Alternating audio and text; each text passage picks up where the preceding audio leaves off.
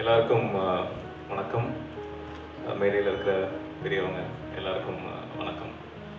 நான் ஹைட்டு கொஞ்சம் கம்மி தான், பட் இருந்தாலும் ஸ்கூலு காலேஜு எல்லாத்துலேயுமே லாஸ்ட் பெஞ்சு தான். கல்யாணம் ரிசப்ஷன் எங்கே போனாலும் கடைசியில் தான் உட்காருவேன். இப்போவும் கடைசியில் தான் உட்காந்துருந்தேன். இப்படிப்பட்ட என்ன முதல்ல பேச வச்சுட்டீங்க, அதனால் கொஞ்சம் நர்வஸாக இருக்குது. அருணாச்சலம் அங்கிளுக்கு என்னோட வாழ்த்துக்கள். எல்லாருக்குமே லைஃப்பில் பேஷன் அப்படின்னு ஒன்று இருக்கும்.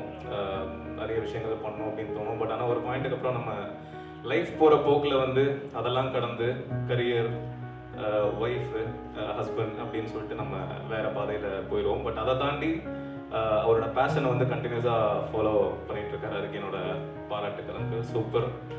அண்டு புக்கு படிக்கிறதே இப்போ வந்து நிறைய பேருக்கு கஷ்டமாக இருக்குது. அதுவும் அந்த ஃபோன் ஓடிடிலாம் வந்ததுக்கப்புறம் அது ஒரு லேசினஸ்னு கூட சொல்லலாம் புக்கு படிக்கிறது. அந்த வகையில் ஒரு புக் எழுதுறதுக்கு பின்னாடி எவ்வளோ பெரிய ஒரு எஃபர்ட் இருக்குது அப்படின்றது தெரியும். ஏன்னா இப்போ நான் வந்து என்னோட படங்களுக்கு நான் தான் ஸ்கிரிப்ட் எழுதுவேன்.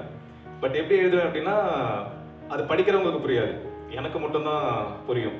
இப்போ எக்ஸாம்பிளுக்கு வந்து இப்போ ஒரு புக்கில் வந்து ஒரு சீன் எழுதுகிறோம் அப்படின்னா, இப்போது இந்த சிச்சுவேஷனே வச்சுக்கோங்களேன். இப்போ இந்த ஆடிட்டோரியமில் ஒரு 50 பேர் இருக்காங்க அப்படின்னா, அந்த புக்கில் வந்து எப்படி எழுதணும் அப்படின்னா, ஒரு சாயந்தரம் ஒரு 6 மணி வாக்கில் ஒரு மீடியம் சைஸ்ட் ஆடிட்டோரியமில் ஏசிலாம் இருக்குது. அங்கே ஒரு 100 பேர்கிட்ட வந்திருக்காங்க. அதில் ஒரு 80% வயதானவர்கள் இருக்காங்க. அதில் ஒரு 10-12 பெண்கள் இருக்காங்க, அழகான பெண்கள் இருக்காங்க.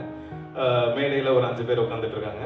அதில் சம்மந்தமே இல்லாமல் ஒரு பையன் டிஷர்ட் போட்டு, இந்த ரூம்லேயே அவன் ஒருத்தன் தான் டிஷர்ட் போட்டிருக்கான். அவன் மைக்கு பிடிச்சி பேசிகிட்டு இருக்கான். டென்ஷனாக இருந்தாலும் அதை வெளியே காட்டாமல் பேச ட்ரை பண்ணிருக்கான். இந்த அளவுக்கு அதை வந்து எக்ஸ்பிளைன் பண்ணணும்.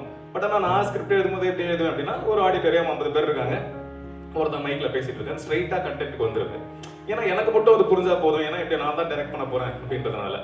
ஸோ அந்த வகையில் ஒரு சின்ன சீன் எழுதுறதுக்கு பின்னாடியே அவ்வளோ பெரிய எஃபர்ட் இருக்குது அப்படின்னும் போது ஒரு புக்கு எழுதி முடிக்கிறதே ஒரு மிகப்பெரிய வெற்றி தான். ஸோ அந்த வகையில் அகைன் அருணாச்சலம் அங்கிளுக்கு இந்த புக் நீங்கள் எழுதி முடிச்சதே ஒரு வெற்றி தான். அகைன் அதுக்கு என்னோட பாராட்டுக்களை சொல்லிக்கிறேன் அங்கிள்.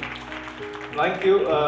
இன்னும் நிறைய புக்ஸ் நீங்கள் இந்த மாதிரி எழுதணும்னு என்னோட வாழ்த்துக்களை சொல்லிக்கிறேன். எல்லா கதையும் நான் படிக்கல, இந்த லாகிரின்ற கதை தான் படித்தேன். அதில் ஒரு ஹஸ்பண்ட் வந்து வீட்டில் வைன் பண்ணுவார், ஒய்ஃப் சண்டை போடுவாங்க. அது ஒரு ரியல் லைஃப் இன்ஸ்பிரேஷனான்னு தெரியல எனக்கு, பட் அப்படி பண்ணீங்கன்னா எனக்கும் கொஞ்சம் கொடுங்க நெக்ஸ்ட் டைம்.